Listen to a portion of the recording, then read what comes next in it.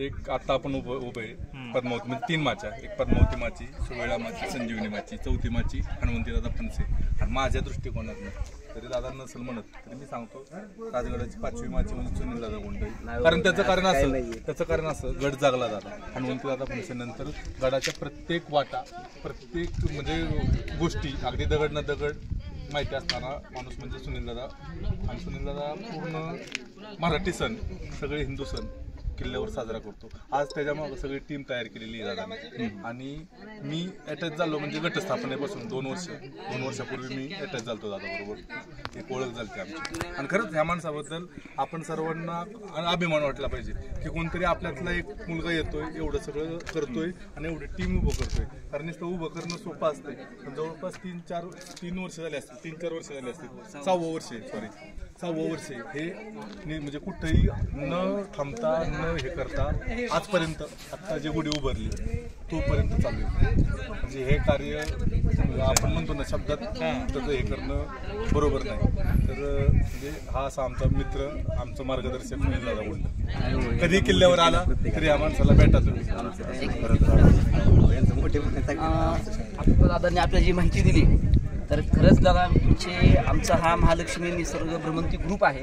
आम्ही पालघर जिल्ह्यातून आलेलो आहोत आणि छत्रपती शिवाजी महाराजांनी रक्ताचं पाणी करून जे हे स्वराज्य निर्माण केलं त्यातली सर्वात पहिली म्हणजे स्वराज्याची जी राजधानी आहे ती राजगड. आणि आपण तरुण असून अतिशय सुंदर प्रकारे जी गेल्या 6 वर्षापासून आपण जमीन करताय. खरंच आजच्या या तरुणांसाठी हा मोलाचा संदेश आहे. आपण फक्त चित्रपट मालिका हे फक्त पाहतो हे पाहून फक्त डोक्यामध्ये विचार घेतो परंतु आपण प्रत्यक्षाची कृती करत नाही. परंतु आपण हे जे गेल्या 6 वर्षापासून अविरत कार्य करतायत त्याबद्दल आमच्याकडून आपल्याला शुभेच्छा. खरंच आपले आभार की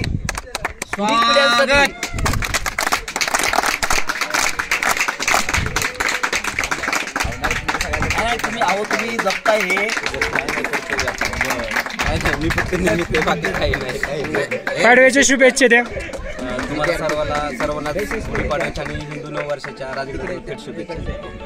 तुमच्या दृष्टीने सांगा राजगडाबद्दल कसं आहे की राजगड म्हणजे सांगण्यात आणि मांडण्याचा विषय नाहीये. तो प्रत्येकाला थोडाफार जगता आलं पाहिजे. जस्ट तुम्ही आज फर्स्ट टाइम आलाय मी तुम्हाला म्हणणार नाही की तुम्ही सगळंच बघा किंवा राजगड जाणून घ्यायचा प्रयत्न करा. पहिल्या भेटीत काय वाटत नाही. पहिल्या भेटीत फक्त तुम्हाला राजगडला परत भेटण्याची आस मनामध्ये निर्माण होते. तुम्हाला तिथं यावं लागतं त्याच्याशी एकरूप व्हावं लागतं. इथला इतिहास जाणून घ्यावा लागतो. शिवप्रभूंचं जे कार्य आहे जे काही त्यांनी इथं 25 वर्षात जे काही स्वराज्य इथं मांडलं तर ह्याचा तुम्ही ज्यावेळेस अभ्यास करता त्यावेळेस तुम्हाला म्हणजे आपोआपच त्या गडाबद्दल प्रेम होतं किंवा एक मनामध्ये जागृती निर्माण होते की गड कसा पाहिला पाहिजे काय केलं पाहिजे. त्यासाठी म्हणजे मी सांगतो म्हणून नाही पण थोडंफार तुम्ही पण अभ्यास करून याल गड जावा म्हणजे पाहण्याचा प्रयत्न कराल त्यावेळेस तुम्हाला तो समजायला हे होतं समजतो थोडंफार तुम्हाला. राजगडाचं एक विशेष सांगा तुम्हाला आतापर्यंत वाटलेला सगळ्यात विशेष पॉइंट किंवा विशेष ठिकाण.